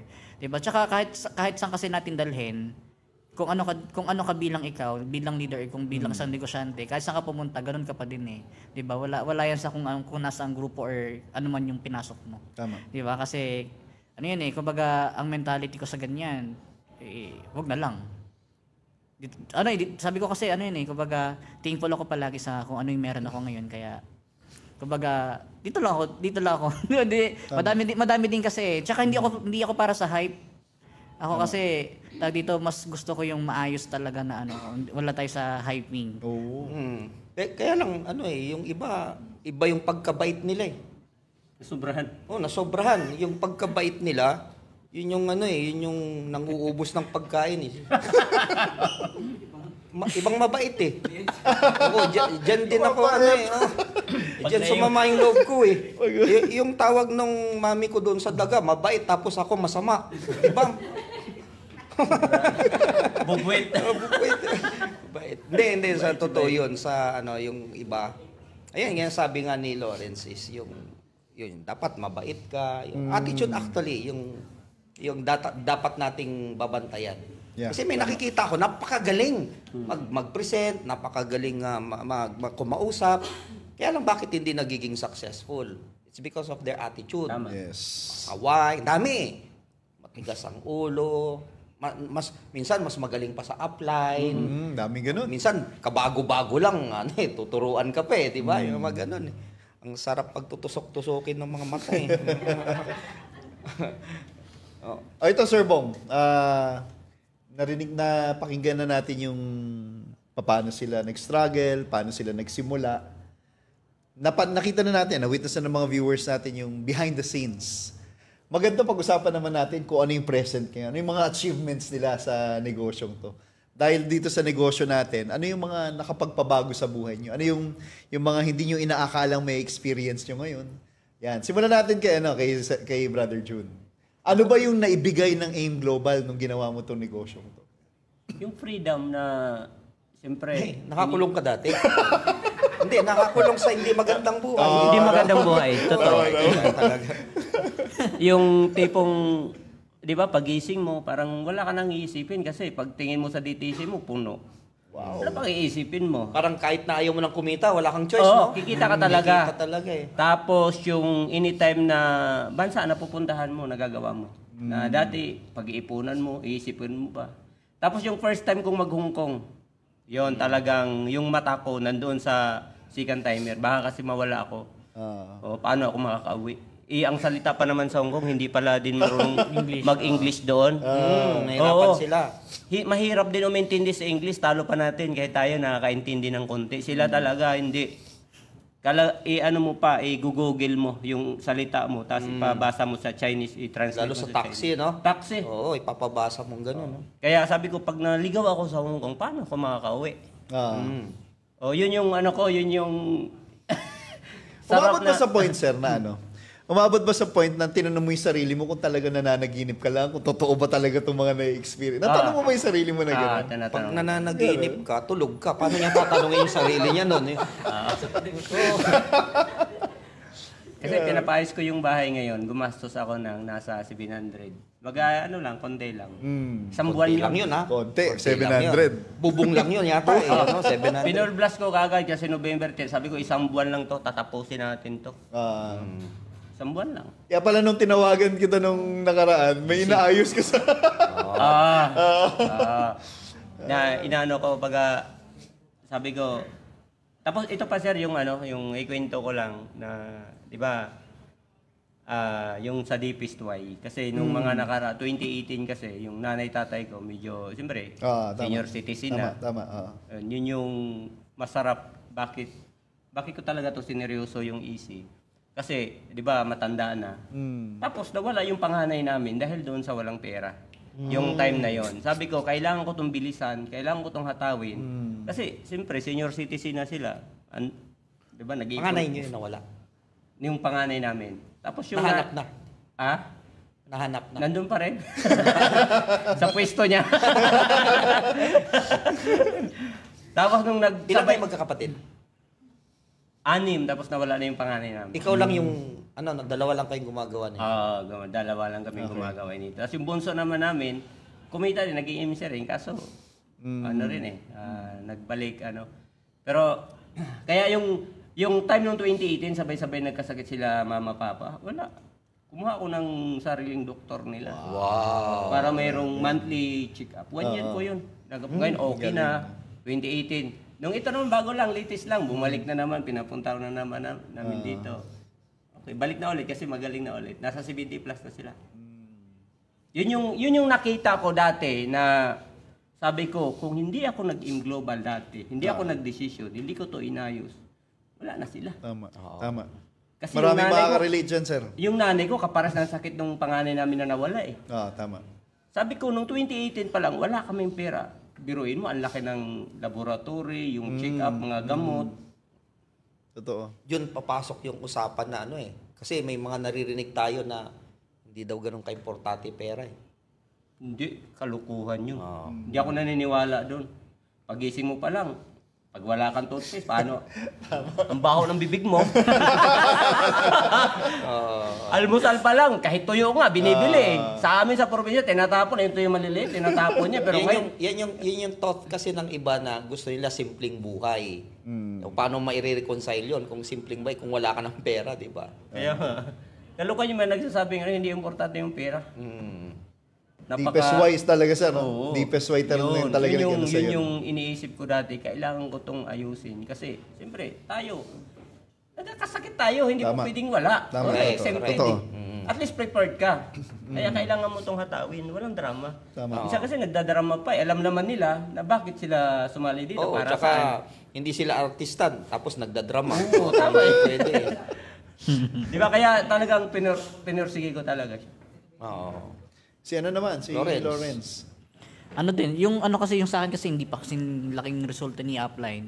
Pero yung sa akin kasi yung mga simpleng bagay na naibigay sa akin. Kasi ano yan eh, wala naman to sa expectation ko na mangyayari sa akin tumagal tong bagay. Normal na empleyado ako na sumasahod ng 12, 13. That's my life. Okay na ako doon. Until nung na-invite nga ako dito, nakapag-resign ako sa trabaho nung mga panahon na yan. Di ko na malayan na nagkakagrupo na pala ako, kumikita na din pala ako kahit paano na malaki. Tapos ang siguro na realize ko na nang nangyayari na talaga to, nung nakapaglabas ako ng pangalawang sasakyan. Kasi ano yan eh, marami kasing nasasabi yung tao kahit may resulta ka na o wala eh. Diba? Nung bago ako magkaroon ng malaking income, sabi yung check ko, parang edited lang. Ganon. Talagang ano, Edited. Nagkaroon ako ng sasakyan. Pinahiram lang daw ng, alam mo yun, mga ganong kumpanya, bagay. mga ganun. Tapos Dami mga naglabas ako ng pangalawang sasakyan. Maganda nga yung sasakyan mo, pangit naman ng bahay nyo. Parang mga ganun yun ang sabi ko, di ang ginawa ko nung sa sobrang inis ko, nung naglabas ako ng income, ng malaking cheque ulit nung nakaraan, pinagawa ko yung bahay namin. Ganun ako mainis eh. Diba? So, nakakainis kapag may naririnig ka, patola minsan, pero doon ko din na-realize na nung may isang beses, nagpapagawa nga ako. So, ibig sabihin kapag nagpapagawa, tinawag ako one time nung gumagawa sa amin, boss. Boss. Sabi ko, boss? Hindi ako sanay, kasi hindi man tayo boss dito eh. Pero naalala ko, kumuha pala ako ng empleyado. Nagagawa ng bahay namin. Galing. Sabi ko,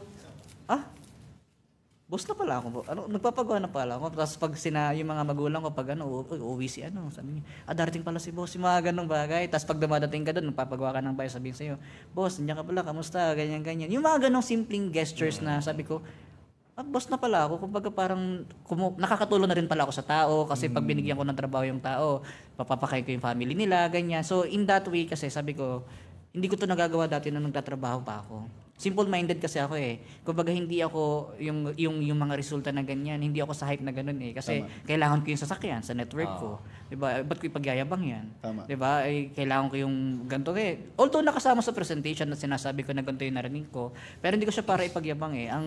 Ang panaraw ko kasi sa buhay, gusto ko makatulong sa ibang tao. Diba? Ang pinanghawakan ko noong mga panahon na wala yung mga downlines ko, yung mga tao na natili, nawala yung ex ko, 'di ba? Yung may tatlo, yung 5 leader ko na iiwan. Sabi ko naniniwala sa akin 'to eh. Tama. Hindi pwedeng iiwanan ko 'to, 'di ba? Ilang yung pananaw ko sa buhay until nangyari na nga yung mga achievement na yung family ko nabibigyan ko na pala ng ganto ganyan, natutulungan ko sila sa finances, napagpagawa ko sila ng bahay, ganyan until sabi ko ito pa yung lately lang nasabi ko, maliit lang naman yung hindi naman ganoon kalang yung investment na nagkaroon ako pero yung yung kinikita ko kasi sa investment sahod ko na dati sa trabaho. Biruin mo dahil nagsimula ako sa ATM card, na ipinangutang ko pa yung pansali ko dito. Sinanla ko pa yung... Ganun, usok-uso sa amin yan. Hello guys. Sa mga probinsya. Sa mga empleyado. Pangit kasi ng pananaw po nila minsan doon sa pangungutang or pag ATM card. Sabi ko, pangit yan kung sa pangit mo dadalhin. Diba? Pero ako kasi, hindi ako natatakot na magsabi ng ganun. Kasi doon ako nagsimula sa pangungutang sa ibang tao. Kumbaga, tinitake advantage ko pa nga na pera ng ibang tao ginamit ko para magkaroon ng negosyo.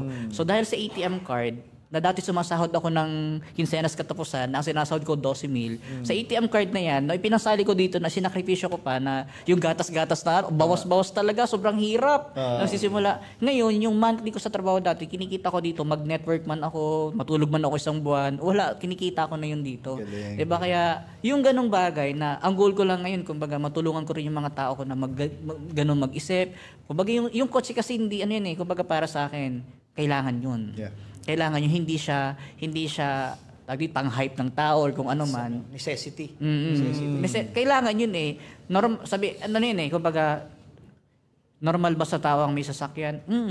Normal naman yan eh. Ang mga tawag dito, ang sabi nga namin, ang nakakabaliw kasi dito kung sino lang ako dati na sumasahod ng 12,000 na factory worker na ngayon. Yung factory po kasi namin dati, gawaan siya ng mga parts ng sasakyan. Tapos wala akong sasakyan. 'Di ba? Ngayon, dito kasi sa AIM Global, gawaan to ng mga magkakaroon ng sasakyan eh.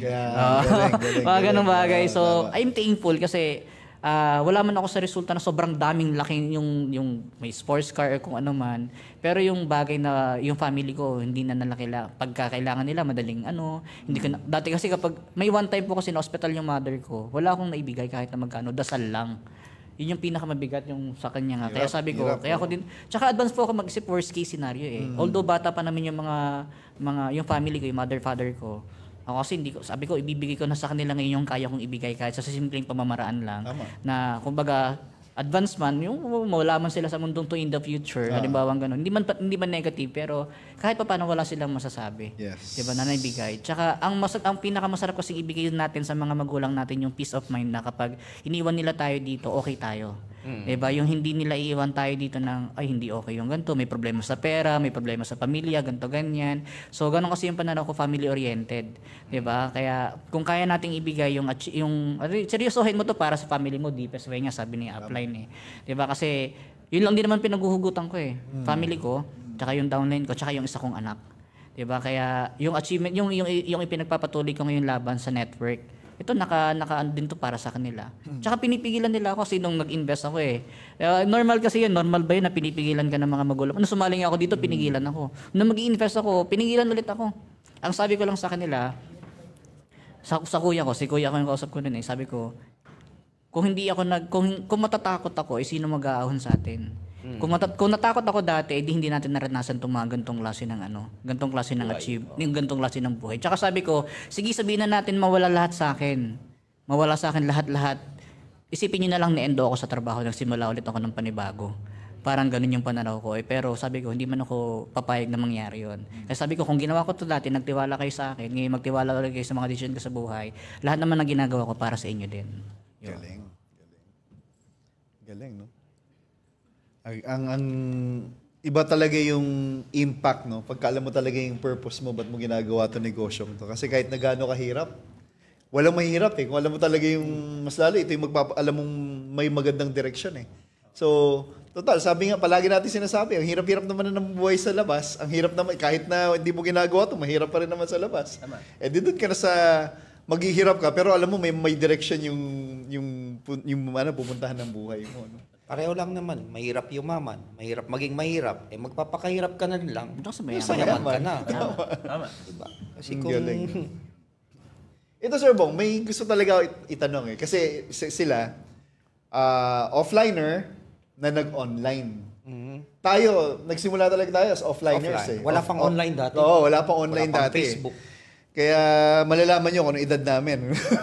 Ikaw lang. Itong gusto kong itanong sa kanila eh. Bilang naging isang offliner, tas ngayon onliner na, meron bang may masasabi mo ba, halimbawa, naging onliner ka pure? Kasi marami tayo dito sa community natin, pure onliner, na hindi na-experience mag-offline. Bilang na-experience you both, may fulfillment ba, sir, na masasabi mong tunay na talagang networker kapag pag na-experience mo yung offline compared dun sa nagsimula ka as onliner tas never mo na-experience yung pagiging offliner. Kasi parang ganito yung sir eh. Driver ka, natuto ka mag-drive, pero automatic. Pero hindi mo kaya mag-drive pagka manual yung ida-drive mo. Parang walang fulfillment as a driver na masasabi na parang driver ako eh. Pero totoo nun, hindi ko naman alam mag-manual. Parang ganun. Paano mo may relate yun, sir? Parang may halaga ba ang pagiging offliner? Especially now, inaano natin, sir, no? Pinopromote natin yung Metro Manila Multiply Initiative. Yung M3 natin. Na talagang binibigyan ng importance yung offline business natin. Ano ba masasabi mo, sir? Ako kasi, sir, sa offline ako nag-start. Offline, tapos online. Pagka may magandang sistema sa offline, maganda.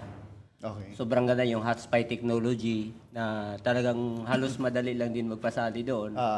Pero sa online, mas maganda rin sa online kasi mas marami din yung OFW, tapos pag na-ready ka Hindi masakit. sa online, hindi masakit. Parang ano, no? Sa offline, masakit. Both siya, may advantage at disadvantage. Yes, no? Hindi pagka na-ready ka, okay lang, hindi naman kita kilala. Pag sa online kasi, block mo lang, wala na. Wala na. Tama. Oo. Pero mas maganda rin sa offline kapag sa offline pag na-develop ka, talagang solid talaga siya. Karamihan talaga nag-i-stay yung galing talaga sa offline. Yung mga offliners na naging onliners. Onliner, yan. Yun talaga yung strong talaga. Pero yung mga onliner na naging Simula offline, sa onliner. pag nahirapan na, mainita na, Ah. mapagod na, mapuyat na, talagang nagugutom. Kasi gutom sa ano eh. Ah. Ako dati, Skyflix lang baon-baon ko. Tapos minsan 1, 2, 3 pa. Oo, 1, 2, 3 pa. Sa bus, na-experience ko yan, sir. Nung nagbalinsoyla din ako sa tiyahin ko, talagang tulog-tulogan ako sa bus. Ganun. Kasi pero hindi ako nagpabawal ng pera. Kasi pag ito nakalusot, pamasahe ko na to sa next training. Oo. Pagka ano ko na yan, pag may di ba may magano ng mga ticket, speak inspector ang tawag doon. Tulog pag akyat doon bababa ako. Tapos sasakay ako ulit. Pero minsan wala na yan, diretso na ako. Pero may mga may mga tao na ang strength nila online, yung ibang strength nila Offline. Ano masasabi mo sa ganun? Kung saan ka doon. Kung yung saan ka strength mo yan, kung saan ka hiyang kasi paano din eh. Payangan. Ako dati kahit sino kinakausap ko eh. Correct. Pagkatabi ko sa bus. Misis ko sa bus ko yan na kilala eh. Na pagka sumakay ako ng bus, pipiliin ko yung walang katabi at hindi ako nag-approach ng pangit.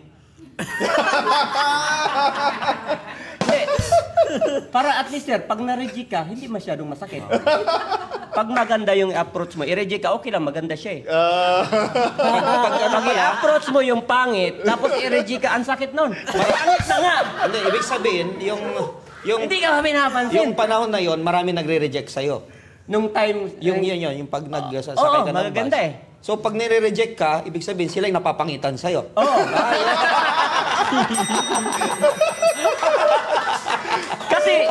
kasi sir, hindi siya masakit kasi maganda eh. Tama.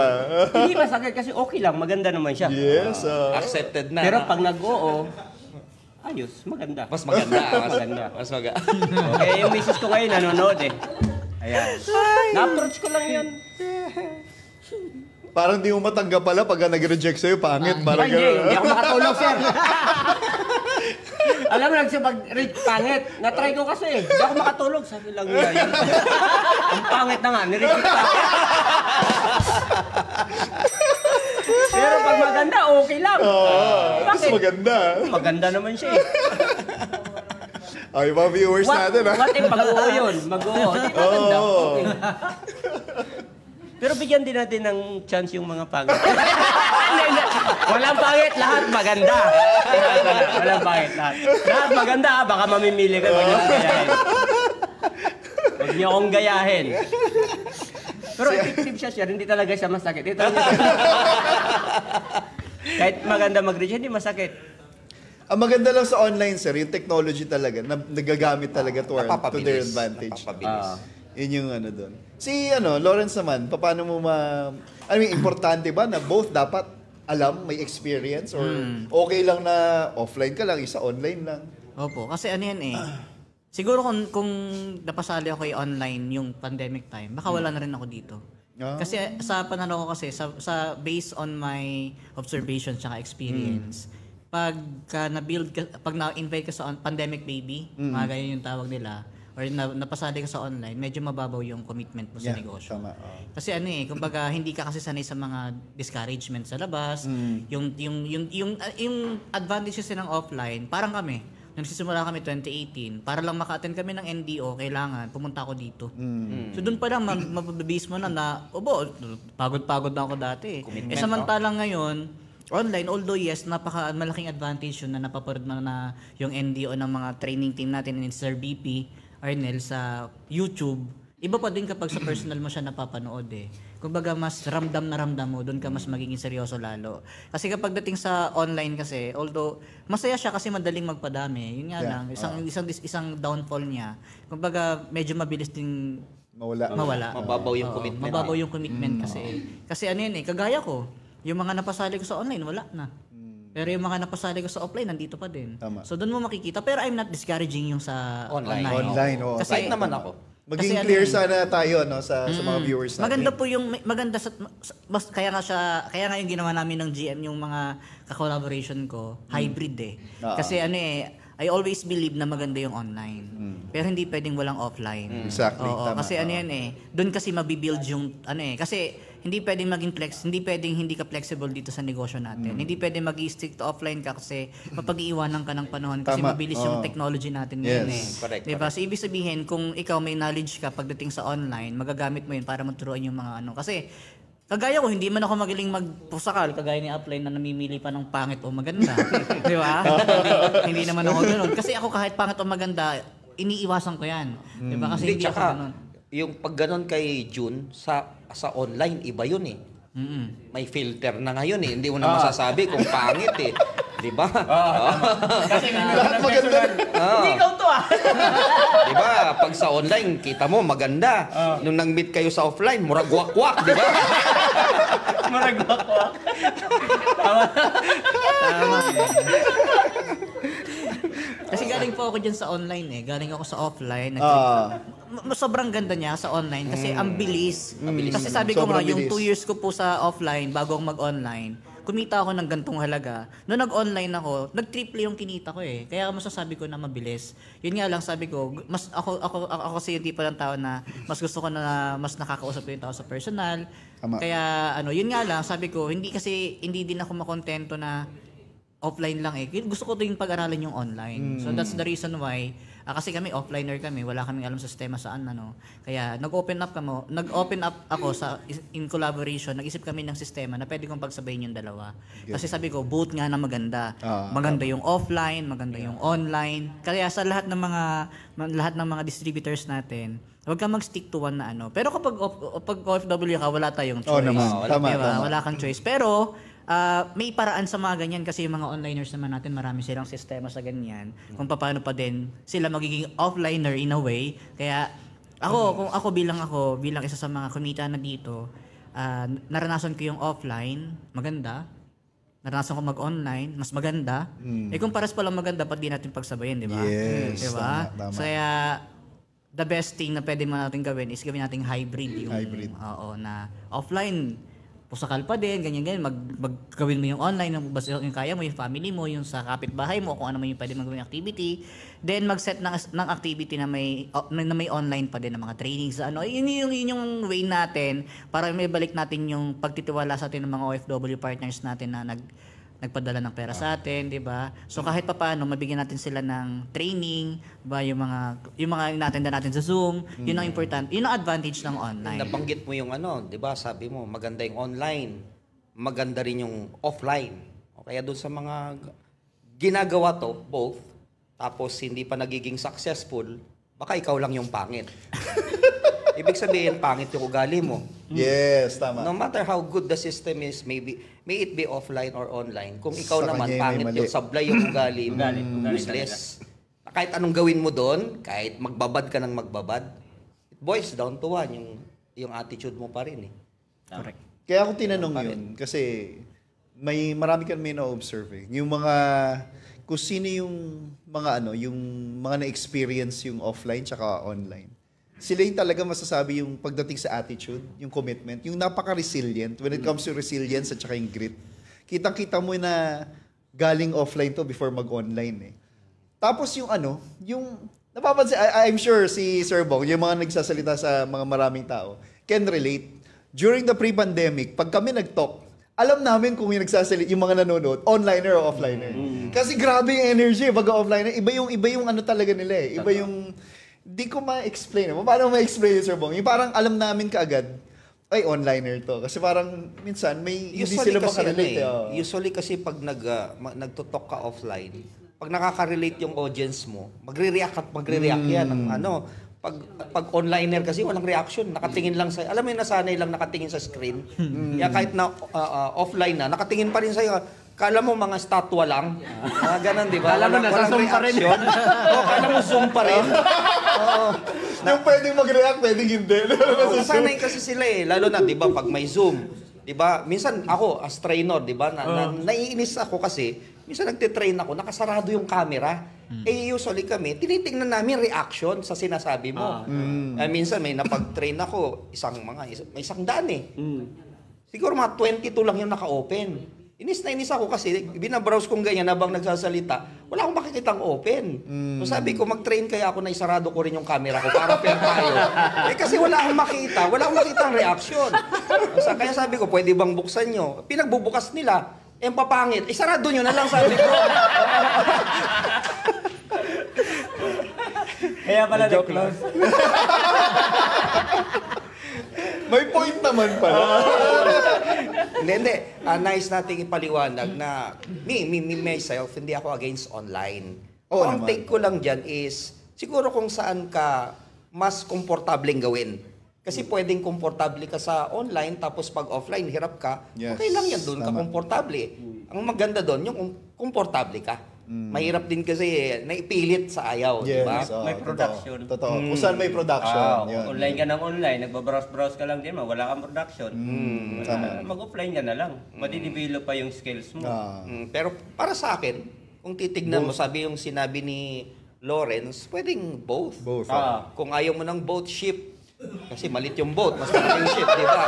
Okay. Hindi, boat kasi parang ganito. Baruto. Parang ganito, pag titignan mo nung nag-start si Manny Pacquiao sa karir niya, ang tawag sa kanya, southpaw Di ba? Kaliwete lang siya, yung strength niya. Pero nung dumating si Freddie Roach, tinuruan siya ng kanan. Kaya dumating siya sa point na kaliwat kanan yung strength niya, kaya hirap ang kalaban. Kasi hindi nila alam saan nanggagaling yung suntok, 'di ba? Lagi yun yung nila sinasabi. Because dalawa yung ginagamit mong strength mo ngayon. So doon sa natin ngayon, pag pareho mong ginagawa, kasi mas effective. Oo, alam nga naman pagpunta mo ng mall, onliner ka, may kausap ka. Sa mga messenger mo, usap tayo. Magkaharap kayo, hindi naman pwedeng gano'n. Padala mo na script. Kaya ako, kahit pag lumalabas ako, I could talk to people, kahit stranger, na alam mo yun, alam mo na yung sasabihin mo because na-experience mo. Sa online naman, syempre ako inaral ko rin, lalo nung pandemic. Hindi ako techie, kaya lang kailangan pag-aralan. Kasi here's a new di ba? Ito na yung trend natin Lalo ngayon may AI na. Oo. Minsan kausap mo pala AI na.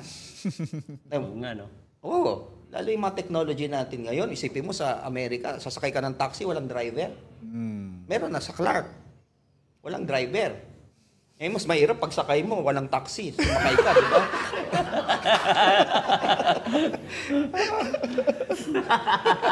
Nakasakay ka pala ng taxi mo. Grabe. Okay.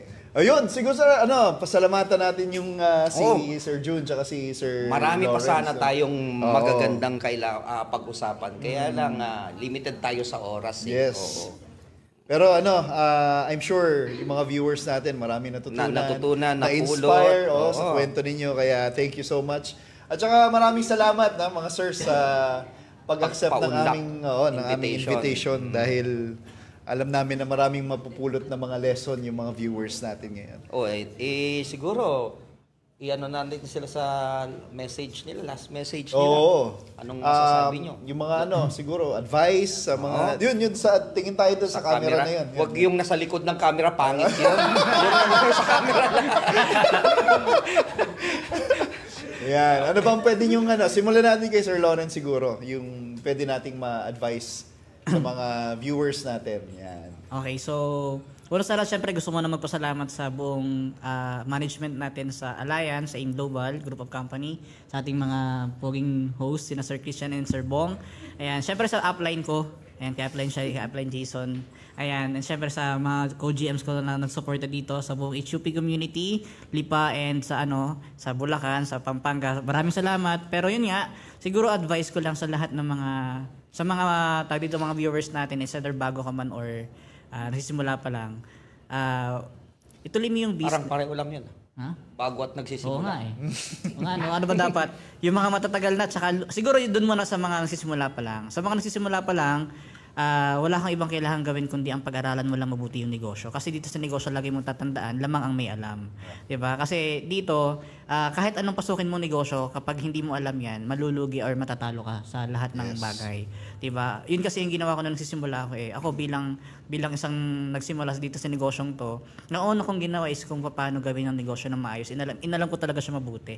Diba? Kasi kapag kulang ka sa knowledge and sa mga training, madali kang bibitaw dito eh. 'Di ba? Kasi tag dito, kapag hindi mo alam yung ginagawa mo, maliligaw ka din palagi eh. Kaya sa lahat ng mga bago na nanonood ngayon, pag-aralan niyo mabuti yung negosyo kasi yun ang magiging kakampi mo sa lahat ng bagay. 'Di ba? Tsaka pangalawa, makinig kayo sa mga taong nag-guide sa inyo sa business natin kasi sila yung mga taong nag-guide lang din sa akin and mag-guide sa inyo hanggang sa makuha yung mga achievement nyo. Isa nga sa mga medyo mga matatagal na kagaya ko, sa mga achievers, sa mga MC or sa mga distributors natin dito, ituloy mo lang yung pagtitiwala sa company. Ayan, so wag kayong tag dito. Parang sa dami ng mga achievement na gusto nating makuha, 'di ba? Ang kailangan lang nating gawin is ipagpatuloy yung mga goals natin sa buhay. Huwag niyo kalimutan yung reason yung bakit kayo nagsimula, 'di ba? Gawin yung panghawakan niyo palagi yung family natin, yung tag dito, yung mga gusto nating marating para sa kanila. So lahat ng bagay walang imposible basta gusto mo. Kasi kung ako mahiyain, nagagawa ko, kayo pa kaya na hindi naman ganun kahiyain.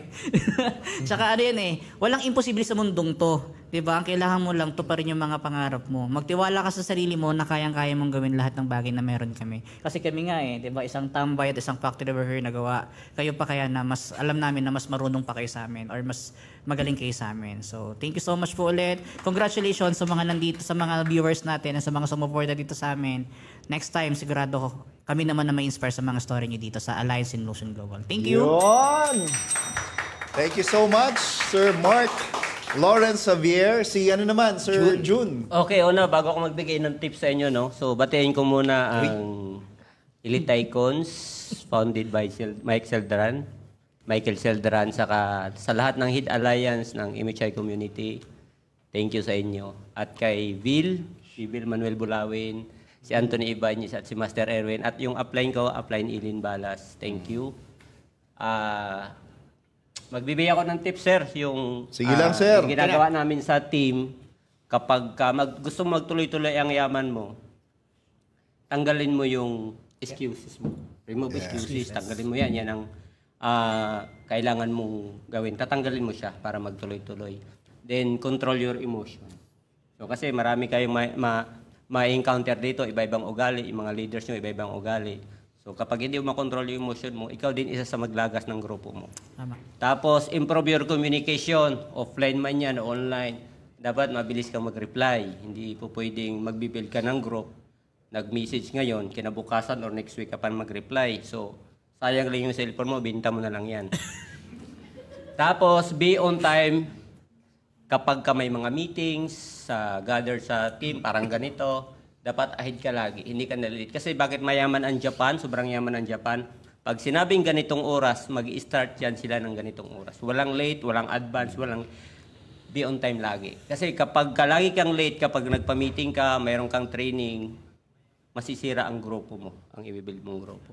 Then, protect your integrity. Isa sa mga nagpapasira sa community, yung nasisilaw ka sa pera. So, wag mong dungisan yung pangalan mo. Kasi yung thumb mark natin, nag-iisa lang yan. Wag mong sirain yung integrity mo. Kapag nangako ka sa downline mo na payamanin mo yan, do it whatever it takes, payamanin mo yan. At wag kang masilaw at masira sa pera. Yun lang, sir. Thank you. Thank you so much. Siyempre, sir, sa mga mayari, sa inyo, sir, maraming salamat. Grabe, malaking tulong kayo sila, Doc Ed. Lahat po ng management, sa inyong dalawa. Thank you so much. Maraming salamat po. Thank you so much, Brother June tsaka Brother Lawrence. No? Napaka-insightful, very inspiring ang kanilang mga viewers. Marami kayong natutunan, definitely.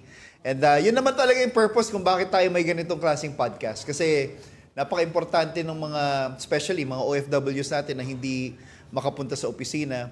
At least sa ganitong klaseng platform, Sir Bong, ma-inspire pa rin namin kayo by using this kind of platform, itong Easy Not Podcast. only yung OFW, kasi may mga locals tayo na Hindi nakakapunta. Hindi nakakapunta. Ay sir, Hard to reach. okay lang sir, batiin ko yung mga head allies dito sila.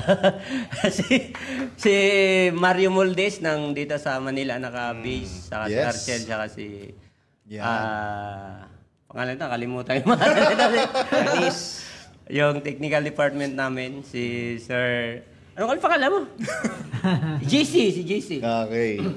Ay, Thank you. Sampo. At sa lahat na nandito, GC. ay yung sa leader na apply na. Sa lahat po nandito, thank you po sa inyo. Yes. Ako din, siguro sulitin ko na, yung syempre, thank you so much sa aking co-founders, yan kay GMA at GMK na bumaba pa from Bulacan para supportahan yung Yun. podcast natin. Thank you so much sa doon sa dalawang leader natin na hindi masyadong malaki. Thank you so much po. Thank you so much po ulit, Sir Christian. Yun. Sir Bong. Yun. Huling habilin mo. Oh. Yun nga, next week, dalawa naman kami ni Brother Perry Tapales na magiging host ninyo sa ating Easy Podcast. It will be a Valentine edition, no? So, stay tuned lang po sa mga posters kasi doon natin malalaman ang ating mga special guests this coming Friday.